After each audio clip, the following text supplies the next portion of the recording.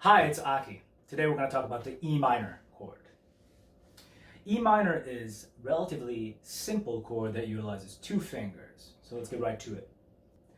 First finger on the 5th string, 2nd fret. Second finger on the 4th string, 2nd fret. So notice they're both on the 2nd fret.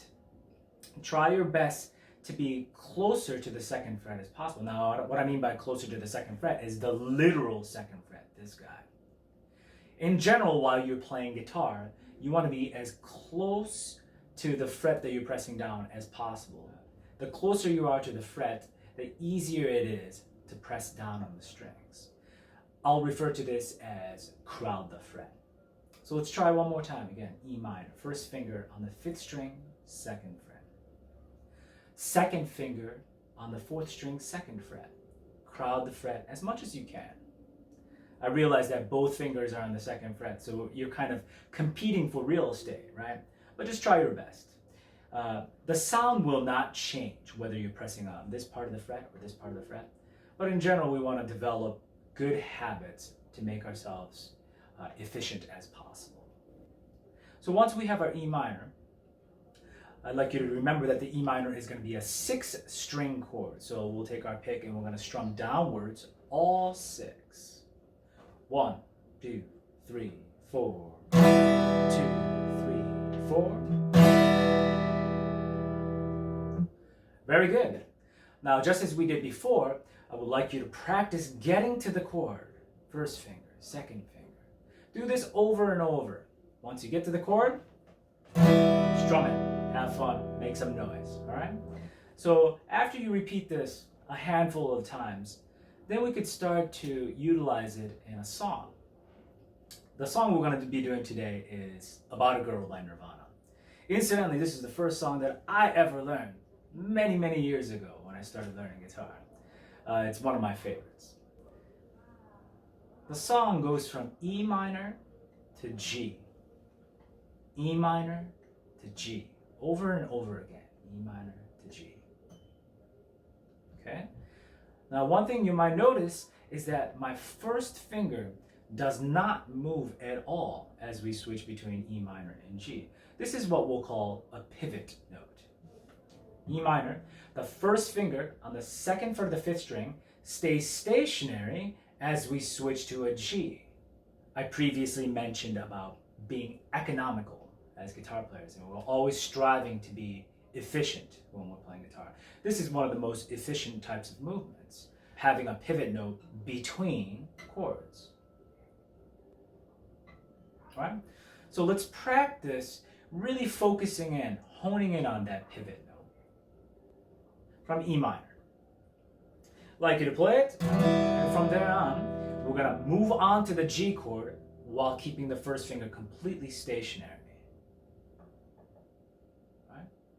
Now, once you get to the G, you can kind of crowd the fret once again, being closer to the fret. But once you get to the G, go ahead and play it again. Now, let's go back to E minor. Keep your first finger still. Let go of everything else. E minor. One last time to a G. Keep your first finger still. Let go of all the other ones. Get to a G. While doing this exercise, it's very important to do it very slowly.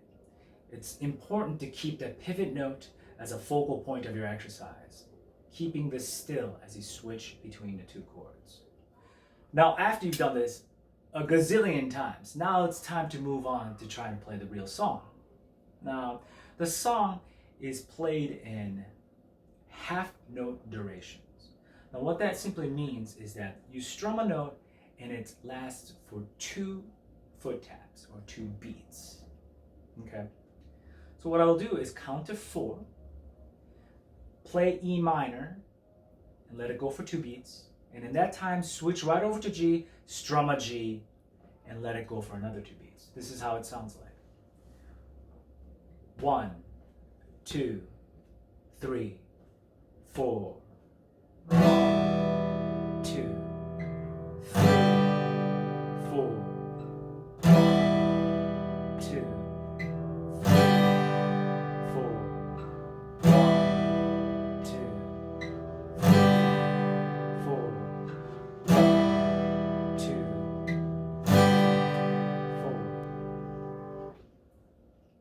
Notice on the sheet music, it's just one measure that's repeated over and over. E to G, E to G. And we know that to repeat it a zillion times because of the repeat sign, the colon dots, and the many times that's written right above it. Now let's try playing along with the real song.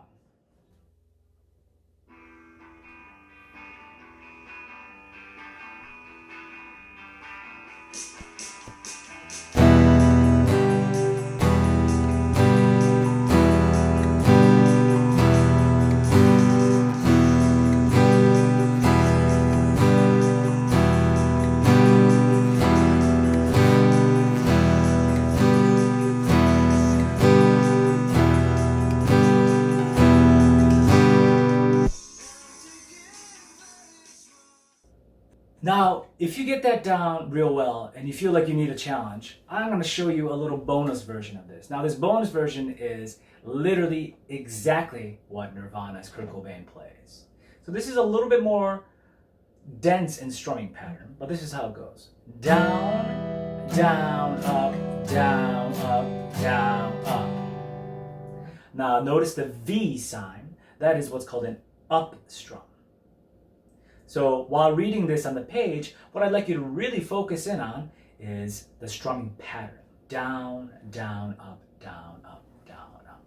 This is how it sounds like with the real song.